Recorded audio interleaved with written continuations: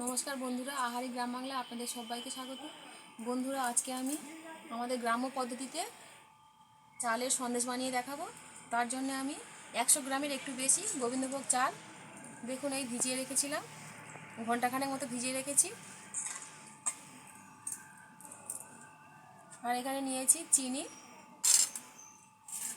গুঁড়ো দুধ, আর নিয়েছি ঘি। আর বন্ধুরা, সন্দেশগুলো সাজানোর জন্য নিয়েছি আমন্ড বাদাম, আর এখানে কিশমিশ আছে। আর ফ্লেভারের জন্য নিয়েছি কিছু ছোট এলাচ।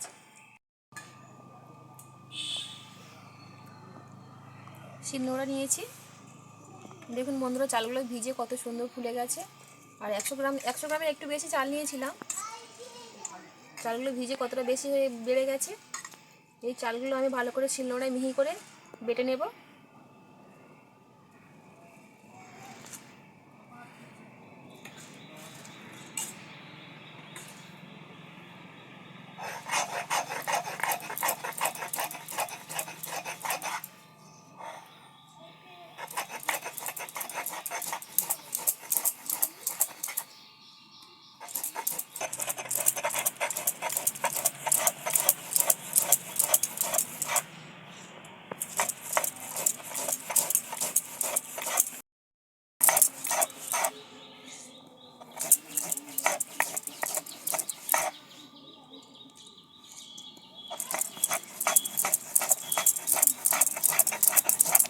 চালগুলো খুব সুন্দর ভিজে গেছে, তো বাটা হচ্ছে খুব সুন্দর।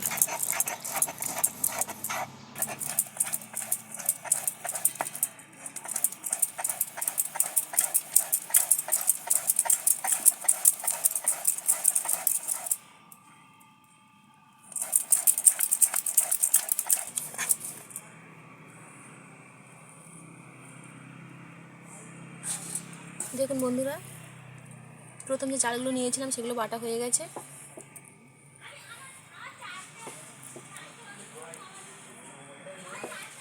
কত সুন্দর মিহি করে বেটেছি দেখুন।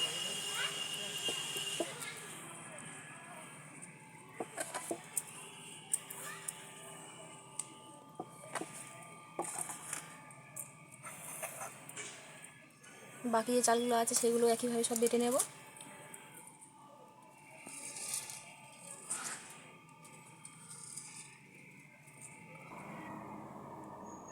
বন্ধুরা, আমরা গ্রামে বাস করি। যখন মিষ্টি খাওয়ার ইচ্ছে হয়, সবসময় তো আর দোকানে যাওয়া সম্ভব হয়ে ওঠে না। বাড়িতে বানিয়ে নেওয়া হয়। আর বন্ধুরা, বাড়িতে বানানো মিষ্টি কিন্তু খুব সুন্দর খেতে। আর এই সন্দেশটা বানাচ্ছি, এটা গোবিন্দভোগ চাল। এই চালের একটা খুব সুন্দর সেন্ট আছে। গুঁড়ো দুধ দিচ্ছি, এর সঙ্গে ঘি দেবো। বন্ধুরা, এই সন্দেশ কিন্তু খুব সুন্দর খেতে লাগে। তাহলে বন্ধুরা, পুরো ভিডিওটা দেখতে থাকুন। আমি যেভাবে বানাচ্ছি আপনারা অবশ্যই একবার হলেও এভাবে বানাবেন। আর বন্ধুরা, কমেন্ট করে জানাবেন যে আপনাদের সন্দেশ কেমন হয়েছে। তাহলে বন্ধুরা, সন্দেশ বানানোর জন্য আমি উনুন ধরিয়ে দিয়েছি, উনুনে কড়াই বসিয়ে দিয়েছি।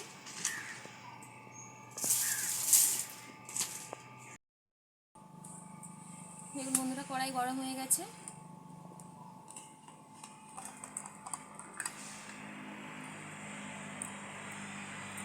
এই কড়াইতে আমি একটু ঘি দিয়ে দেবো।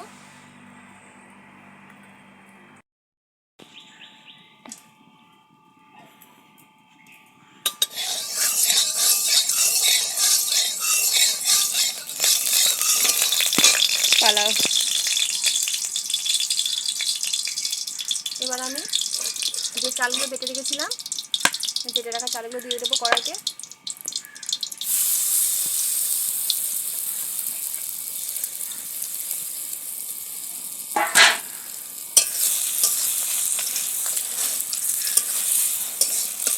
ঘি আর চাল বাটা ভালো করে নাড়িয়ে নেবো একসঙ্গে।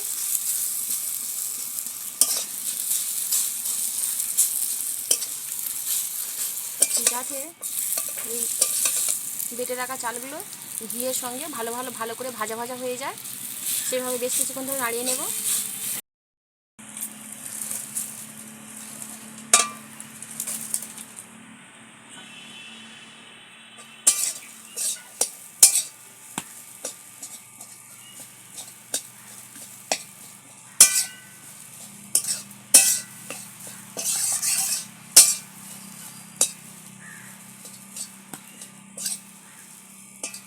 দেখুন বন্ধুরা, ঘির সঙ্গে বাটা চালগুলো ভালো করে নাড়িয়ে নিয়েছি।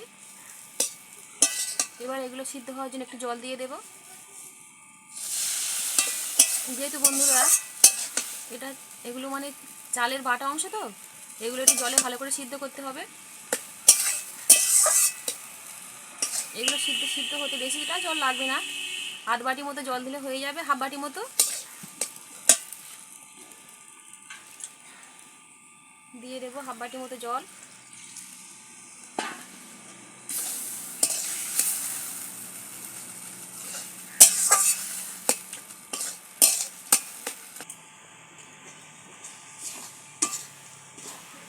বন্ধুরা, আমার 100 গ্রামের একটু বেশি গোবিন্দভোগ চাল আছে, আর আমি এখানে চিনি দিয়েছি 1 বাটির একটু কম চিনি আছে।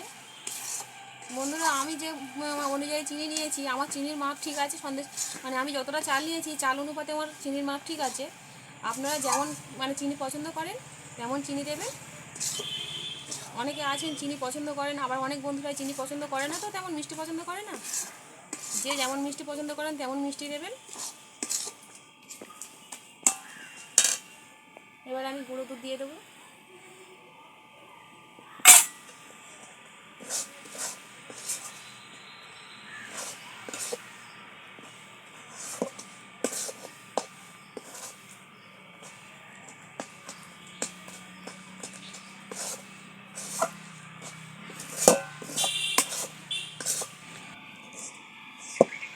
দেখুন বন্ধুরা, সন্দেশের জন্য আমি যে মণ্ডটা এখানে তৈরি করছি, এই মণ্ডটা তৈরি করার সময় আপনারা উনুনে একদম আস্তে আস্তে জাল দেবেন।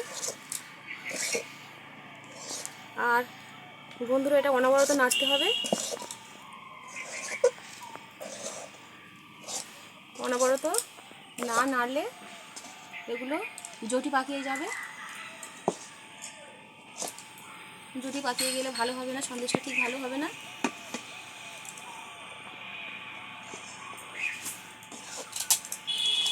দেখুন বন্ধুরা, কত সুন্দর হয়ে গেছে, প্রায় হয়ে এসেছে।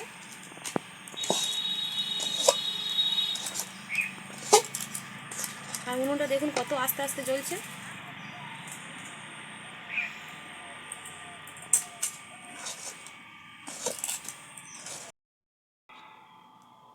দেখুন বন্ধুরা, সন্দেশ বানানোর জন্য মণ্ড পুরো হয়ে গেছে একদম। এবারে আমি এলাচগুলো গুঁড়ো করে নিয়েছিলাম শুকনো অবস্থায়, এগুলো দিয়ে দেবো। এলাচগুলো দিয়ে আবারও ভালো করে মিশিয়ে নেব, যাতে সব জায়গায় ভালো করে মিশে যায় গুঁড়ো এলাচগুলো।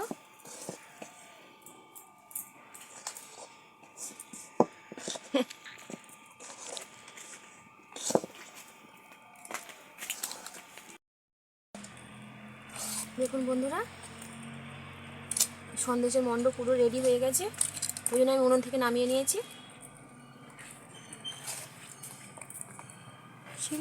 এবারে থালায় আমি একটু ঘি মাখিয়ে নেব।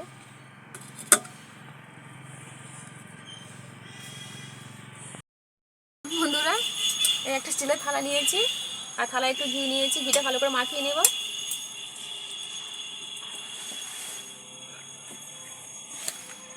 এটা ভালো করে মাখিয়ে নেব, মাখিয়ে নিয়েছি।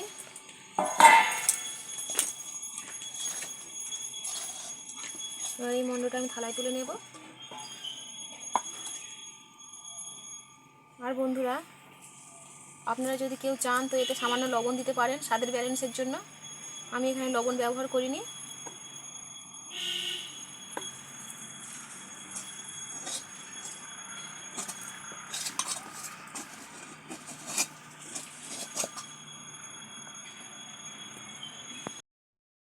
উপরে একটু ঘি দিয়ে দেবো।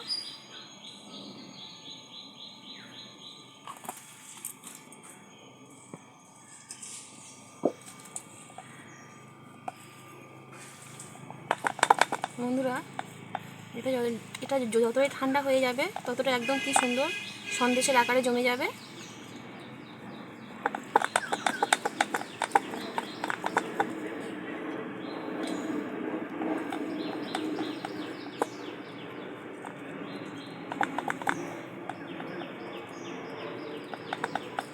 দেখুন এতটাই গরম, আমার হাত পুরো লাল হয়ে গেছে। গরম অবস্থায় এরকম করে নিতে হবে।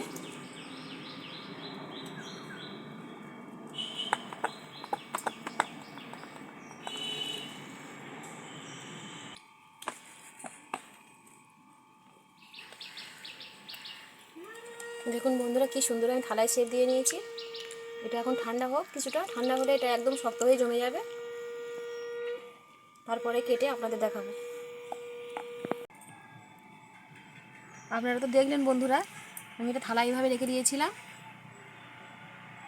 20 মিনিট পরে ফিরে এসেছি। এবার এগুলো কেটে আমি সন্দেশের শেপ দিয়ে নেব।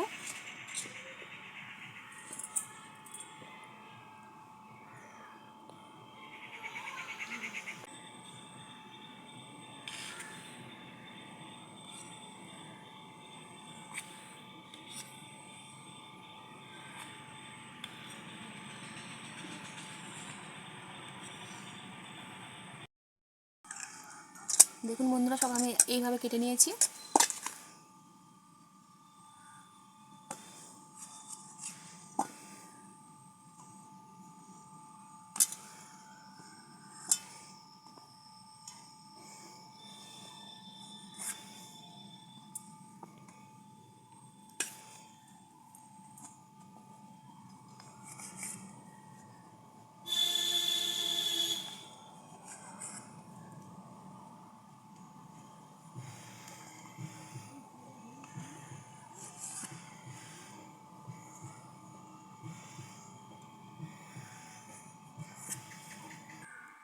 এই কটা সন্দেশে আমি কিশমিশ দিয়েছি।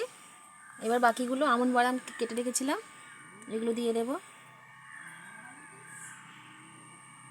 আপনারা আপনাদের পছন্দ মতো সাজিয়ে নিতে পারেন। আমার হাতের কাছে এগুলোই ছিল, এগুলো দিয়ে সাজিয়ে নিলাম বন্ধুরা। আর বন্ধুরা এই সন্দেশগুলো আপনারা বাড়িতে যদি কোনো পুজো থাকে সেই পুজোর জন্য বানিয়ে নিতে পারেন। বাচ্চারা খাওয়ার বায়না করলেও বানিয়ে দিতে পারেন। তাহলে বন্ধুরা আপনারা আমাদের পাশে থাকবেন। আর যদি কোনো বন্ধু আমাদের চ্যানেলে নতুন হয়ে থাকেন তাহলে আমাদের চ্যানেলটি সাবস্ক্রাইব করবেন, পাশের বেল আইকনটি ক্লিক করবেন, যাতে আমাদের ছাড়া ভিডিও সবার প্রথম আপনাদের কাছে পৌঁছায়। তাহলে বন্ধুরা আজকের ভিডিওটা এই পর্যন্ত। আবার দেখা হবে পরের কোনো ভিডিওতে আর নতুন কোনো রেসিপির সঙ্গে।